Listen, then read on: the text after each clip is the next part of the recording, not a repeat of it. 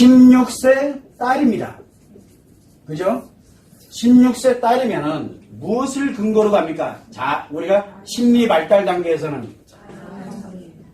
자아 형성기거든요. 자, 자아 형성기 전에 뭐가 있었습니까? 관계 적응기가 있었죠. 관계 적응기를 바탕으로 자아 형성을 합니다. 자, 만약에 이때 관계 적응기 때 이 딸이 관계 적응기 때 딸이 누구를 좋아했는지를 한번 생각해 보세요. 친구, 엄마보다 친구가 더 좋았어. 그러면 엄마와의 자아 형성기는 거의 안 하겠죠, 그죠? 그럼 뭐를 해야 돼요? 친구와의 관계에서 자아 형성을 합니다. 그러면 여기에 아마 친구는 거의 단짝처럼 이때는 지냈을 거예요. 자아 형성기 때, 아니지, 관계 적응기 때. 그래서 선생님도 날 안 좋아. 선생님도 딱히 좋지 않아. 근데 친구들은 너무 좋아. 그래서 학교 가요. 친구들 때문에 학교 가는 겁니다. 공부하러 가는 거 아니에요.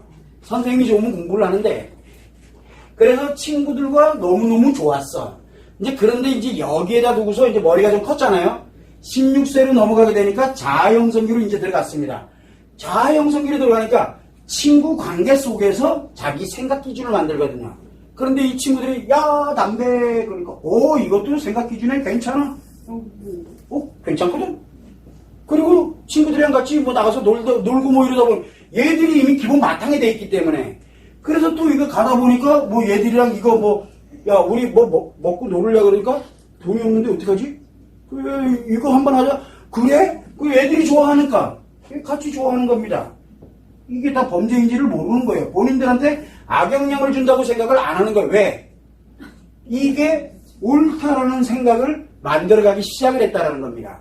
자, 그러면은 어른들의 관점에서, 부모의 관점에서 볼 땐 얘 비행청소년이죠. 자, 그럼 비행청소년이야. 얘 굉장히 심각하구나. 자, 그러면은 우리가 너네 집 애들은 비행청소년이라고 하면 돼요. 그런데 내 아이가 그렇다면 어떻게 돼요? 돌아버리겠죠. 그럼 어떻게 할 거야? 그럴 때 뭐를 해야 되냐면 이 아이의 가장 궁극적인 원인은 어디에 있습니까? 친구를 좋아하는 데 있어요. 그러면 이걸 끊어지려고 드냐고요? 자기의 기본 원천인데 그러면 여기다 또 하나를 만듭니다. 뭐를? 엄마가 굉장히 관계가 좋아지고 엄마의 자아 형성과 함께 갈 수 있다고 하면 이게 서서히 사라지기 시작합니다. 그래서 아이가 비행청소년이다라고 우리가 느껴지는 아마 이 중에 또 있는데 그래서 비행청소년이라고 느껴졌는데 그 아이가 도저히 변화될 것 같지도 않아. 그런데 그거 신경 쓰지 말고 뭐를 하라 그래요? 내가 아이 양육법에 적용해서 그대로만 적용해 보라고. 처음에는 이 아이가 받아들이질 않습니다. 왜? 이 관계가 형성이 안 돼 있었거든요. 그런데 서서히 가다 보니까 자기도 모르는 사이 여기 엄마랑 관계가 막 형성이 되기 시작을 했어. 그러면서 뭐를 합니까? 관계가 형성되면서 생각에 관련되는 걸 나누기 시작을 하게 되면은 여기를 하나씩 정리해내기 시작을 합니다. 이 아이가. 그리고 일정한 기간이 지나면 친구가 굳이 나에게 중요하지 않고 이 관계가 굉장히 중요하다는 걸로 인식을 해서 갑니다. 보통 16살이면 이 과정이 6개월 정도는 소요된다고 봐야 돼요. 그래서 6개월, 몇 개월이 걸리더라도 1년이 걸리더라도 이 아이에게 엄마로서 아직은 양육할 수 있는 시간이 충분히 있으니까 그 아이에 관련되는 거에 제일 먼저 관계부터 좋게 만들어 놓고 그리고 난 다음에 자아 형성을 해가는데 엄마의 영향력을 이렇게 가져갈 수 있도록 뭘 하냐면 양육법만 그대로 적용을 하게 되면 이 아이 어느 순간에 놀라운 일들을 예를 들어 밤에 나가서 새벽에 뭐 나가가지고 막 밤늦게 들어오고 막 이러던 게 그래도 자기 딴에는 뭘 하냐면 뭘 합니까? 밤 10시까지는 올게 이러고 진짜 10시에 들어와요. 새벽에 안 나가야 될 이유가 사라져버렸기 때문에. 그러면서 친구들이 어쩌고저쩌고 그래 니들은 그러니까 뭐라 하나 안 해요. 그런데 그래 근데 나는 있잖아 그게 뭐 어쩌고저쩌고 이래가면서 슬슬 그게 피해지기 시작을 합니다.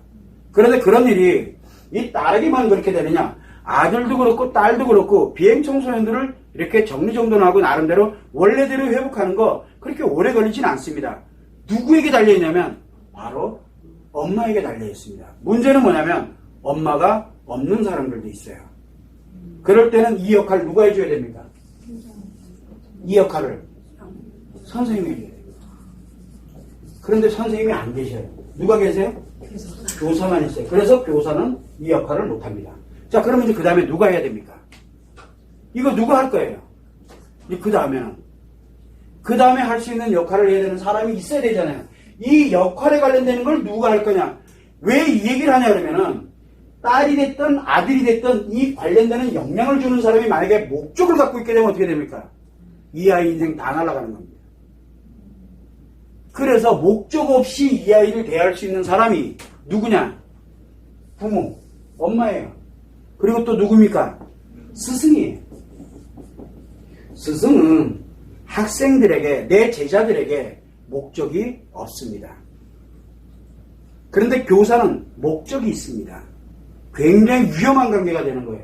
여기에 필요하다면 복지사도 있을 수 있고, 그 다음에 우리가 경찰서라든가 이런 데 보면 원스톱 서비스를 한다든가 할 수 있는 상담사들도 있거든요. 상담사들도 있을 수 있고 굉장히 많습니다. 문제는 뭐냐면 이 사람들이 힘들어 죽겠는데 이거 답이 안 나오거든요. 그래서 가능하다 그러면은 이 아이가 처해 있는 환경에서 누가 목적 없이 감정을 이렇게 주면서 양육하는 체계로 전달을 해줄 수 있는가를 빨리 찾아야 돼요. 그런데 그 중에서 엄마가 있다 그러면 엄마가 하는 게 가장 좋습니다. 그런데 이 엄마들이 대부분들 지쳤어요. 그리고 포기를 해버려요. 내 아이는 이제 도저히 돌아올 수 있는 길을 간 것 같아. 사고만 치지 마라 제발. 이렇게 그냥 방치를 해버려요. 아니거든요. 조금만 연관을 짓게 되면은 마도테라피 관련돼서 양육 방법을 그대로만 적용하면 이 아이가 처음에는 변화되는 게 하나도 안 보여요. 근데 조금 지나서 3개월, 6개월 이렇게 지나다 보면 아이가 서서히 변화되기 시작하는데 그 한 번 변화되기 시작하면 그때부터 변화되는 속도는 굉장히 빠릅니다. 아이가 기다리고 기다리던 그때가 온 거예요. 그리고 이 아이랑 나중에 이 관련되는 얘기를 하면 엄마가 자기를 구해준 거나 마찬가지가 돼요. 그거만큼 세상에 좋은 건 없거든요.